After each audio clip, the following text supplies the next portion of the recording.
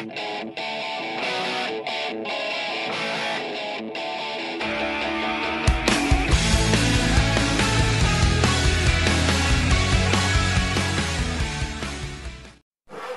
at Mad Tea Party Productions have a healthy understanding of mental instability. In various forms of present. This is the Ruby Mad Hatter. Morg Dweller. And True Sailor Comet. We decided to do a list of the top 20 most insane characters in video games.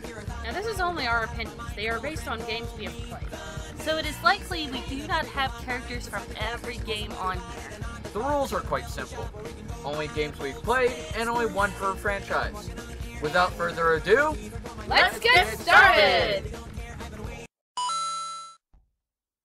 To start off this list, we go for someone we are fairly sure has lost his mind, but we're not certain he had one to begin with. Earthworm Jim, from the game Earthworm Jim on the Super Nintendo. This worm has to be a little on the crazy side to go into a spacesuit and hang from things with his head. Probably having the sentience that an earthworm does not normally have would most likely unhinge him in the first place. Though he gets a strong musical awesome vote for the second level in his game, Planet Heck. This entry is Minsk, from Baldur's Gate 2 Shadows of Amn. Frankly, this guy has to be a little nuts to travel with the possible Lord of Murder. It also does not help that he is carrying around a hamster who he believes is a miniature giant space rodent. And he is entirely correct in this assumption.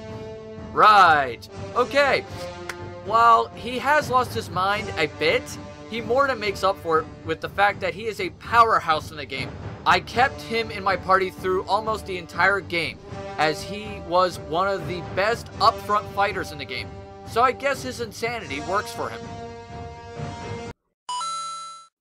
While this entry is your stereotypical stock depraved nobleman, Vega is a memorable character with his intense obsession with beauty and his absolute belief that his own beauty makes him undefeatable. Apparently someone is not aware that the echo effect only works on TV, but I suppose as a fictional character that might just work out for him. Most of his craziness occurs in the video animations. In the animated Street Fighter movie, he expresses a desire to skin Chun-Li alive like a rabbit. Of course! Stuff it, Bison! I named my water pipe after that woman! Next! Well, let's get started. Monkey Pink. She looks all innocent and I guess desirable if you're a furry. But, yeah, once you get in her personal space... What? What is this? She's not cutesy at all. She literally goes from singing about loving someone, doing things for that someone, to suddenly hating him, chasing him down for the rest of her life, even if it means driving that someone insane in the process. Yeah. Listen to these lyrics! She makes the ultimate stalker song, I'll Be Watching You, mild compared to this song. So this whack job hides in the woods in Dragon Age Origins. You have to deal with him because he kidnapped an acorn? So if you try to take this acorn from him, he goes nuts and attacks you. If you try talking to him, he makes you play this weird question game, then attacks you. Either way, this wacko is quite off his rocker. On the upside, he's relatively easy to take down. The only way to avoid fighting him is to give him some sort of book. But frankly, I just rid myself of his annoying prattle, kill him, and take the acorn. Alexandra Roy Voss is going insane for very good reasons. Not everybody can handle the sanity-shredding horror she's surrounded by as a result of her grandfather's research, and she carries a very heavy burden. Then again, her last name is an anagram for savior, with very good reason. Nevertheless, the hallucinations she experiences are nothing short of chilling. Here are a few examples. Could you handle this without cracking? As much as I dislike Majora's Mask, shut it, fanboys! I have to agree it has one of the most insane bosses in all of Zelda. He starts off as a floating mask with a few buddies. Then after a few hits, things go the way of a bad acid trip. He grows legs and arms, a single eyeball head, then proceeds to moonwalk around the place like Michael Jackson, followed by a Corsac-style dancing. Yeah, someone had to have been having one hell of a bad acid trip to create this guy. He ends the fight in a final form that has whips, stronger arms, and sounds like a high-pitched screaming of a villain from Roger Rabbit. Okay, please move to the next one before my ears start to bleed.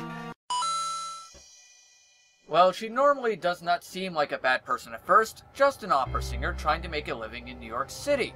Then she gets a kidney transplant, and well, all things go to hell. First, her hair gets crazy and everyone in the theater bursts into flames.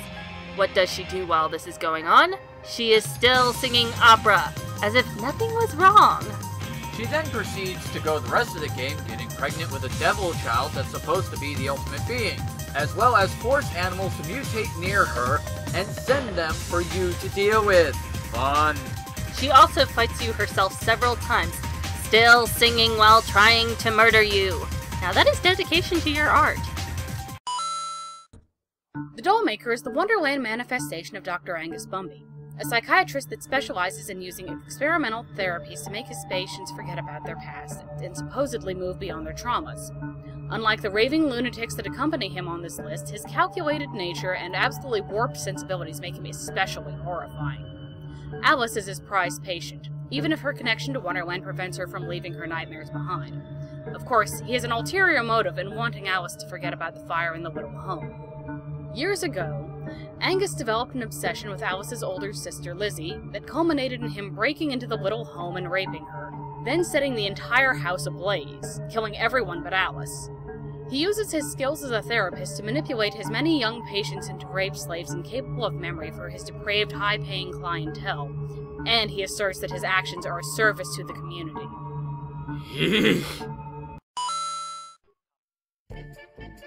One of my personal favorite entries on this list, HK-47 is near and dear to most Star Wars gamers' hearts. This is due to his insanely witty lines that he states throughout the game. Who seriously cannot love a homicidal assassin droid? You buy him on Tatooine from a junk dealer, where he begs you before you purchase him to buy him so he can kill the owner of the shop for his crappy repair services. As you travel with him, he gives amusing anecdotes and commentary to whatever situation you happen to be in. My personal favorite line from him happens to be this one. Translation. 98% probability that members of the miniature organics tribe are being held by Sand People Master. Doubtless he wishes assistance. Translation. 2% probability that the miniature organic is simply looking for trouble and needs to be blasted. That may be wishful thinking on my part, Master. Keep dreaming, dude. Keep dreaming. I think we can all say at some point all of us have wanted him as our own personal assassin droid. Joker from Persona 2 Eternal Punishment, not Innocent Sin, is ridiculously insane. He tries to imitate the first Joker, but not only does he go on a homicidal rampage, he is locked up in an insane asylum by his own father. Nuff said. Tiny Tina is a 13-year-old demolitions prodigy with remarkable enthusiasm for her work. She bestows her creations each with their own distinct personality, name, and decorative appearance. She loves a good tea party, and who doesn't? This energetic youth certainly makes an impression, giving her a special place in my heart. Why, I'm not sure if I want to adopt her or be her. Be her. I want to be her! Note to self, up, more Dweller's medication. You want to know how creepy he is? Not only did he burn his village down to get rid of his past, he breaks the fourth wall and plays with your mind. Not you as Solid Snake, you as the player holding the controller. He commends you for not saving the game. Yay, no memory card equals no past. And he uses the vibration of the controller, get your mind out of the gutter, to show his telekinetic power. He manipulates your love interest, Meryl, during a battle to either shoot at you or have her try to commit suicide to mess with your mind. When he enters in the first place, he takes control of Meryl and tries to seduce you. Yeah.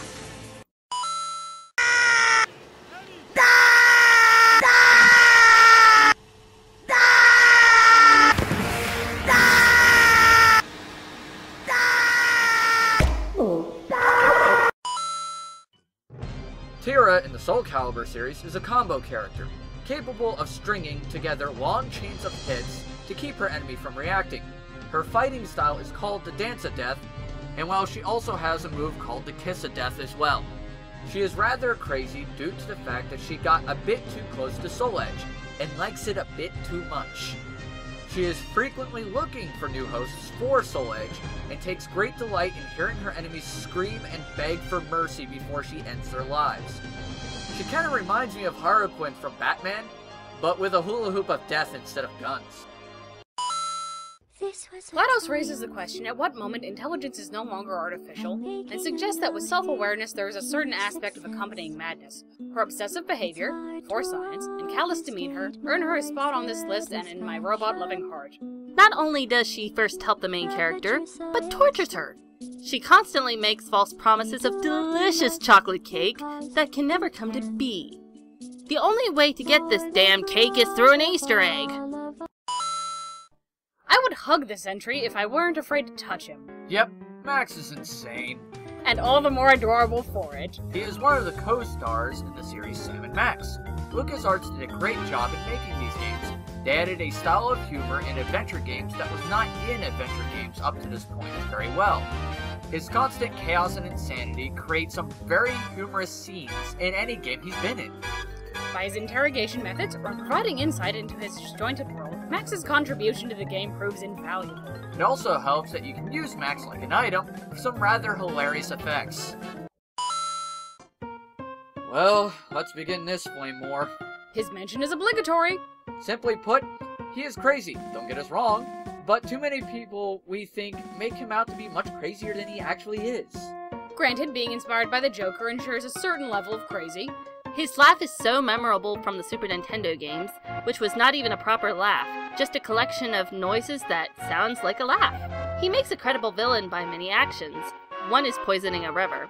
His main goal was to become a god to bring endless destruction. The thing that we do not put him higher on this list is, well, quite simple. He lacks definition. That and, well, his backstory is pretty much blank. We have no clue how he turned out this way. That leaves a lot of questions that make him not nearly as insane as the next two. If he has a backstory, we'd love to hear it. Oblivion got a lovely expansion called the Shivering Isles, a place that is bright and colorful on one side, grim and gothic on the other. A great place to visit. Make sure you check out the people there. Almost every form of madness can be found here, ranging from absolute paranoia that the walls are going to fall on somebody, to a guy who basically says that dogs are pretty. Yeah, there's some severe whack jobs here, but Shale Gorath takes the cake. He is quite literally the king of Crazy Town, and holds his throne by messing with everyone else like a prankster. If there's cheese for everyone, he has my vote. That aside, if you happen to hit him or do anything to threaten him, he will teleport you high above the island, where you will fall to your death. To put it simply, in Oblivion, he is Chaos Incarnate. Before we hit number 1, let's recap our previous entries. Number 20, Space Warp Man, Earthworm Jim. Number 19, go for the eyes, boo! It's Minsk. Number 18, don't hate him because he's beautiful, Vega. Number 17, Crazy Stalker Monkey, Monkey Peak. Number 16, Crazy Forest Hermit, Dragon Age Origins. Number 15, can't talk, saving humanity, Alexandra Roy Voss. Number 14, those eyes, Majora. Number 13, Prego Virus Lady. Number 12, you oozing sore of depravity, the Dollmaker. Number 11, Compliment Statement, the homicidal droid we all know and love, HK-47. Number 10, Padded Room, Stat, Joker. Number 9, best demolitionist ever, Tiny Tina. Number 8, everyone's favorite fourth wall breaker, Psycho Mantis. Number 7, Rabbits. Number 6, the Dance of Death Lady, Tira. Number 5, for science, you monster, GLaDOS. Number 4, I don't know whether to hug him or run away screaming, but it's Max. Number 3, the only Final Fantasy nut job we care about, Kefka. Number 2, cheese for everyone, Shale Gorath. Warning, the following entry has limb removal, psychotic laughing, familial dismemberment, obsession, pedophilia, kinda, and, well, overall disturbingness. Viewer discretion is advised. Albedo has truly gone cuckoo for Cocoa Puffs. This guy cuts off his own limbs and head for fun. he also does this to other people and gets upset when they cannot regenerate like he can. And if this was not bad enough, he cuts off his own head at one point and starts sprouting poetry about wheat and peaches. Seriously, this guy needs to be locked in a padded room with a little window to be studied from for like ever. I think back to the movie Labyrinth, where the fireys are going, "Hey, her head don't come off!" And Sarah responds with, "Of course it doesn't!" He seems to be running off a different set of rules that would be considered anywhere near normal or, well, even possible.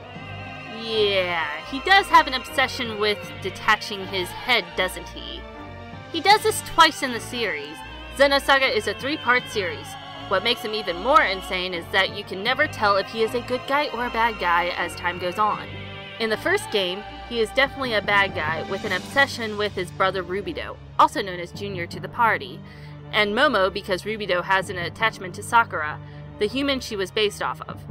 In the second game, you get a backstory of how he became so warped, though he was a little of that to begin with because he thought regeneration was normal.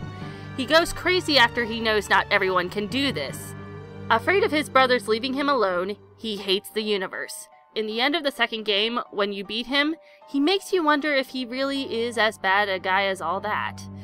In the third game, spoiler! Okay, are you ready? You ready? Ready? He is revived to be a testament that you have to fight again. But then he has an odd scene where he ends up helping you kill their father, and ends up becoming one with Rubido again when Negredo sacrifices himself. This makes Albedo ecstatic. Holy crap, what a wacko. Now that ends our list of people who should be locked in the loony bin. And we hope you enjoyed our list. We hope that this makes you think more about the crazies in our lives and in video games. With that, this is the Ruby Mad Hatter. Orc Dweller. True Sailor Comet. Signing off!